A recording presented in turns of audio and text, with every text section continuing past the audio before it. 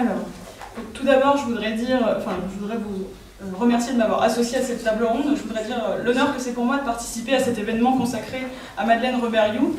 Honneur de parler donc aux côtés de tant de collègues, d'élèves, mais surtout d'amis de Madeleine Reberiou, d'avoir été intégrée donc dans la 3e génération qu'a présenté Christophe Prochasson. Ce qui me permet donc de préciser la singularité de ma position. Comme les autres doctorants ou jeunes docteurs qui m'entourent à cette table ronde, je n'ai pas eu la chance de côtoyer directement Madeleine Reberiou, ce qui ne veut pas dire que je ne l'ai pas côtoyée intellectuellement, bien au contraire. Car ces travaux, ces articles ont marqué mes propres recherches, et ce dès les origines. Et ce que je voudrais vous proposer ici, c'est de cheminer à travers les écrits de Madeleine Reberiou, comme l'étudiante en histoire que je suis a cheminé à travers ses écrits. Car ils n'ont pas été de simples appuis bibliographiques, comme le sont de vieux manuels, de vieilles synthèses, mais bien des sources d'inspiration, de réflexion directe et sans cesse renouvelées. Dans le cadre de cette table ronde consacrée à l'histoire politique, je voulais donc proposer une réflexion autour de la diversité du socialisme ou diversité de la gauche dans l'œuvre de Madeleine Reberiou. Diversité qui s'incarne aussi dans celle des figures du socialisme que ses travaux abordent, croisent et analysent. Le point de départ de ces travaux, bien sûr, c'est la figure de Jean Jaurès, qu'elle a explorée à partir de toutes les questions que Jaurès a posées à l'histoire. Et c'est effectivement, la manière dont elle travaille, c'est effectivement une histoire dossier, comme l'a rappelé Vincent Duclerc. Elle s'est intéressée donc aux questions que Jaurès a posées à l'histoire. La question de l'engagement, à travers l'affaire Dreyfus notamment. Le lien entre socialisme et république. Le lien entre socialisme et nation. Ou encore la question de la classe ouvrière et de son intégration à la République via le socialisme. Et c'est ce dont témoignent d'ailleurs quelques-uns des chapitres de l'ouvrage Pour que vive l'histoire, les chapitres 3, Jaurès, ou les chapitres 4, l'affaire Dreyfus, dans le présent ouvrage. L'autre singularité de ces travaux, c'est la modernité de la manière dont Madeleine Reberiou travaille avec un parcours biographique comme elle le fait avec Jean Jaurès.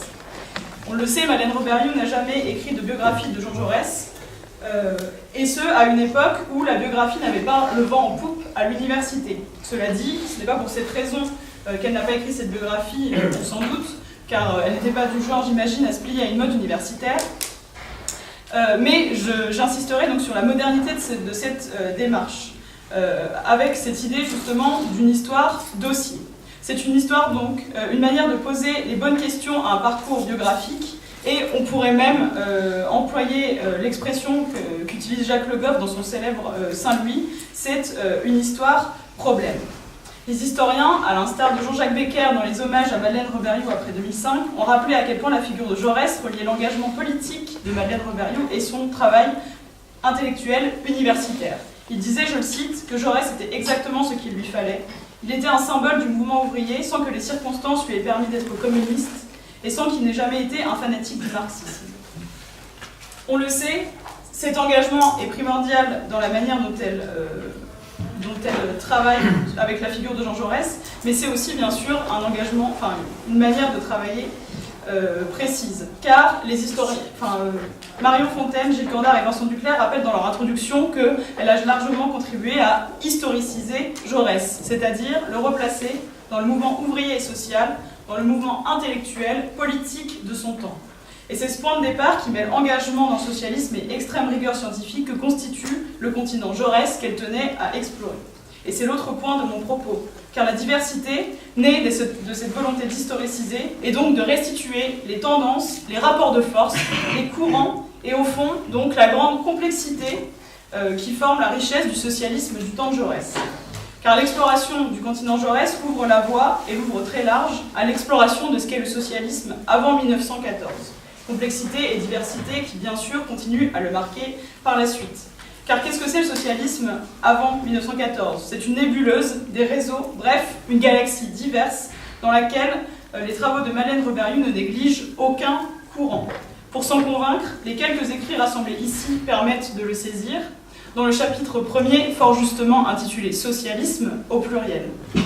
Ainsi, à la manière de Jaurès dans son Histoire socialiste de la Révolution française, Madeleine Reberiou retrace les origines du socialisme depuis la Grande Révolution et embrasse le champ des révolutions du XIXe siècle. Ce sont ainsi les figures de Babeuf, Louis Blanc, Proudhon, Saint-Simon, Fourier, Blanqui que l'on croise à travers ces lignes. Et la liste n'est évidemment pas exhaustive. Diversité que l'on retrouve bien sûr pour l'étude des socialismes lors de sa période de prédilection, la Troisième République, avant 1914. Pour explorer la galaxie dans laquelle Jaurès évolue, ce sont donc tous les courants que Madeleine Reberiou étudie, des plus révolutionnaires comme les guédistes, les anarchistes ou les hervéistes, qu'elle aborde ici notamment bien sûr dans ses autres travaux, dans le chapitre portant sur Compère-Morel, ou encore dans son chapitre consacré aux tendances hostiles à l'État dans la SFIO de l'unité à la Grande Guerre. Des courants révolutionnaires donc aux courants les plus réformistes, à la légende parfois noircie par l'histoire, et à une époque où ce courant réformiste n'avait pas non plus le vent en poupe dans l'historiographie. Et je pense bien sûr à son article consacré à Albert Thomas, coécrit avec Patrick Fridonçon, et je dois dire ma joie de le voir reproduit ici. Cette diversité de la gauche et du socialisme est bien abordée sous la forme d'une histoire dossier, une histoire problème. En relisant par exemple l'article sur les tendances hostiles à l'État dans la SFIO, j'ai été frappée par la modernité du propos, du projet que présente Madeleine Reberiou dans son article. Elle cherche à déceler les impensés des débats qui animent les socialistes à l'époque. Je la cite, elle parle des tendances informulées de la conscience collective, que sont justement le rapport des socialistes à l'État. Non pas pour plaquer sur les débats d'alors des questions qui se posaient alors à l'historienne de son temps, ce qui serait céder à une forme d'illusion rétrospective, mais bien pour chercher dans l'histoire les origines, on pourrait dire faire l'archéologie, de cette problématique qui n'en finit pas, et aujourd'hui encore, de marquer des lignes de démarcation, voire de rupture parmi les socialistes. En cela, c'est la multiplicité des approches qui est questionnée à partir de grands thèmes clés, structurants du socialisme. Madeleine Reberiou prend donc à bras le corps la diversité des courants, des tendances, qui sont ceux que Jaurès réunit à rassembler partiellement sous la bannière de l'unité en 1905. On la retrouve donc dans les belles pages qu'elle consacre aux socialistes dans la République radicale. On la retrouve plus encore, après 1914 cette fois, dans le chapitre consacré à la Grande Guerre dans le célèbre Jacques Droz. Et l'on pourra voir ici également la modernité de son approche, car l'histoire du socialisme qu'elle écrit n'est pas celle de l'inévitable faillite de la Deuxième Internationale. Elle sort ici des procès de mémoire pour intégrer toute la richesse des courants que la Grande Guerre vient bouleverser, recomposer, bref, vient encore complexifier. Cette volonté d'aborder la galaxie complète des socialistes, on la retrouve dans les nombreuses figures donc, auxquelles Madeleine Reberiou a consacré des articles. Car il faut faire, dit-elle, l'histoire des grandes figures, bien sûr, celles qu'elle appelait les héros, avec une certaine distance critique évidemment, et Jaurès arrive en premier dans cette liste, mais aussi faire l'histoire des militants moins connus, mais qui se démarquent tout de même par la force de leur engagement. Elle les évoque, je la cite, comme les militants les plus humbles, les victimes de l'histoire, tels qu'on l'écrivait traditionnellement, ceux dont le nom n'était pas gravé dans le marbre, ceux aussi qui avaient mal tourné et à qui toute référence était de fait interdite. Projet qu'elle a évidemment sérieusement pris à cœur, il suffit pour s'en convaincre de parcourir les quelques 163 notices que Madeleine Reberiou a écrites pour le dictionnaire biographique du mouvement ouvrier français, le fameux Jean Métron. Et l'on y croise en effet dans ces notices les doctes et les simples, notions reprises à Barque-Bloch. Diversité des engagements militants donc qui reflètent autant de tendances différentes du socialisme, loin des procès de mémoire, bref, au service d'une cause intellectuelle scientifique totale. Ainsi, en s'étant emparée du continent Jaurès et de la complexe galaxie socialiste de son temps, Madeleine Reberiou est bien une historienne totale du socialisme, dont la largeur de vue, la profondeur des questions qu'elle posait à la fois au passé et au présent, ne cesse d'alimenter des réflexions toujours pertinentes aujourd'hui.